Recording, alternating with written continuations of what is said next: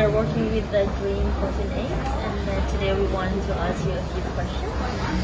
As we see that you have been here for a while, so you might share your experience. So first of all, can you tell us about yourself? Yes, my name is Elizabeth. Actually, Elizabeth is a name that I got from missionary. There were two missionaries in the camp, so they gave me name Elizabeth. But my mom and my dad they call me Musi. Yeah. And can you tell us like where do you come from and how you end up here in Norway? Yes. People used to ask me where I come from, and I have to tell them that I come from Burma, Myanmar.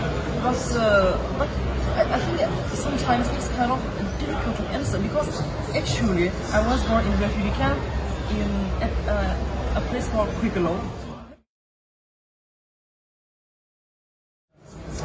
So I have been there the whole life, in 17, 18 years, and then we immigrated to Norway because of civil war in Myanmar and in Burma. It has been several years. We started in 1949, I guess, the civil war between Korean and Burmese.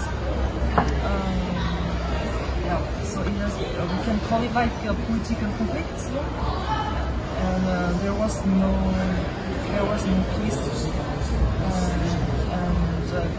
At the time, Korean people they have to flee to Thailand to survive actually, and then actually refugee camp it might be a temporary place, but people there. They have lived there like 20, 30 years, very, very long time. And I was born there and grew up there the whole childhood. Yes. And till we immigrated here. So it was quite a long time.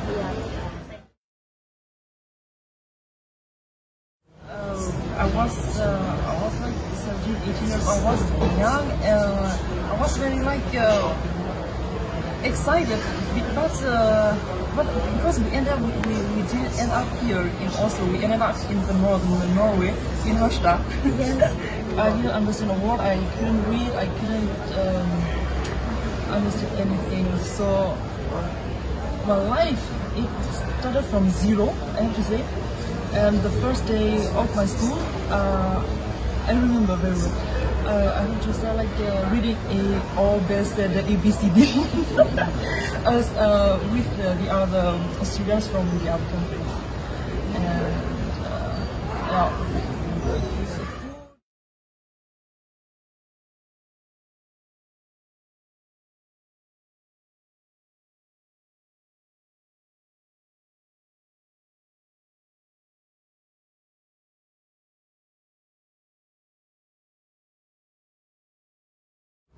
so it was totally different from my culture, and the climate, the weather, the food. It is very different. Yeah. Very, very. I see. Because I was finished with 10th grade before I came here.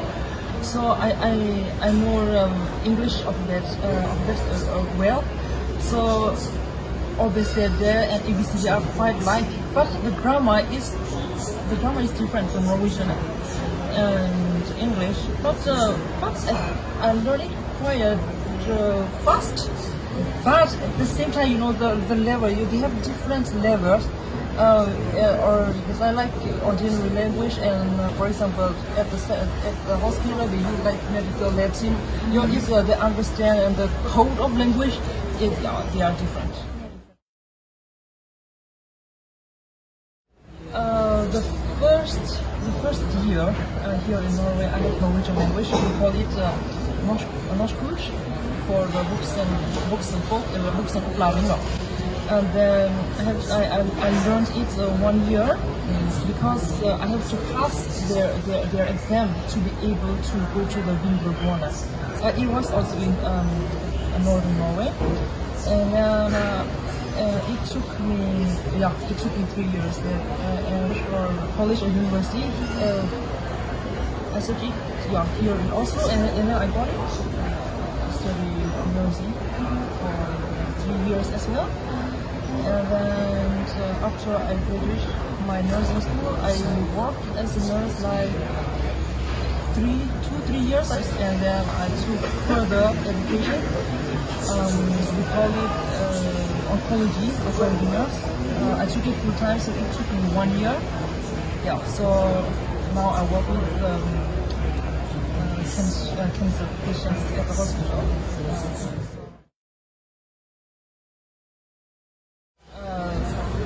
I have to say, language barrier is a huge challenge. Because I think I have to study more than people who are born here. I think food is sometimes I was so I become depressed because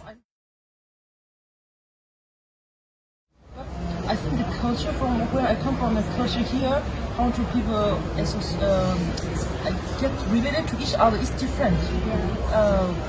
Because in Asia, people like all your neighbors, and like everyone in your class, but not here. If you have to know, you have to know people who maybe after teachers say that, you have to be in this group, and then maybe you know them. But to get to know each other, to know your neighbor, is kind of different. I have to admit that I handle stress very badly. I think patience is the key to overcome everything. And I need time to think. If there is a big obstacle and stress, then I need time to go out, to breathe, to rethink, something like that. But I remember I traveled back to refugee camps and helped them and IDP people. Like 2-3 years ago. There is no freedom. I can say there is no freedom. A lot of children they didn't go to school because they don't have access to healthcare, education, or something like that, and they just live like their houses they are already fall apart. So there were sick people, so it was hard. Where was the time? My teacher told me, no pain, no gain. Because we have been through a lot of troubles, but you have to go through this so you will achieve something. Maybe you cannot see the opportunity right now, but I really hope there is something good at the end of the road. Det som jeg har lyst til å motivere dere, er at jeg skjønner at det å komme til nytt land og være integrert i en ny kultur det er ikke lett, men det viktigste er alltid å være tålmodig og prøve en ting om gangen, som vi har sagt, tålmodighet, og prøve å være positiv og tenke positive ting. Og hvis det er der som du lurer på noen, så kan du også spørre de som har vært her før, så må du kan få veiledning. Så det er viktig.